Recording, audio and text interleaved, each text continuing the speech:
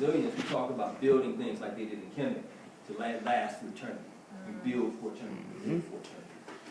We're not there. We're nowhere near that point right now. Right now, we need to make sure that we can see that we have that not only we, that we have enough water to survive these coming crises. That we have enough food. That we have the capacity to defend ourselves. That we have the psychological resolve to do what needs to be done. That second level deal, so that's finding people who are similarly resolved and us organizing. And organizing people is not easy. Working in concert with people, building relationships that are predicated on trust and a common sense of value orientation is exceedingly difficult. But once let's say we traverse those two challenges, the third thing requires that we build something that can sustain us and project us into the future.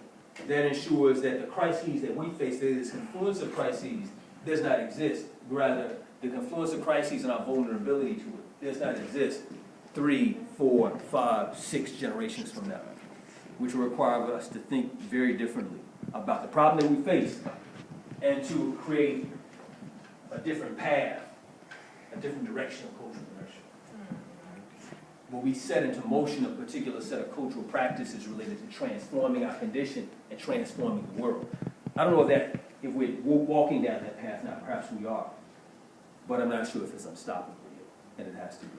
So I'll leave you with this, because I don't want to be hopeful. It's a Barbara Ehrenreich, journalist, that wrote a book called Bright Side, and she said this proclivity people have about happiness really messes up their ability to deal with the reality of these nations.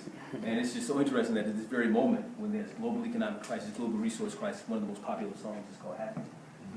And it is a catchy song. I don't like it, but I like stuff like that anyway. My wife likes it, my daughters like it. But I'm not sure if there's much to be happy about if we're not doing the work to ensure that our great-grandchildren will be here on Earth. And so, again, like the old Levi says, it is at home that the war is lost before even reaching the battlefield. If we don't do the work that we have to do to ensure that we survive, we won't survive. If we don't do the work to ensure that we can survive as a community, then we won't survive. If we don't do the work to ensure that our great-grandchildren will have a place to inhabit, then we will face extinction, not only as a people, but as a species. What's happening? Right on.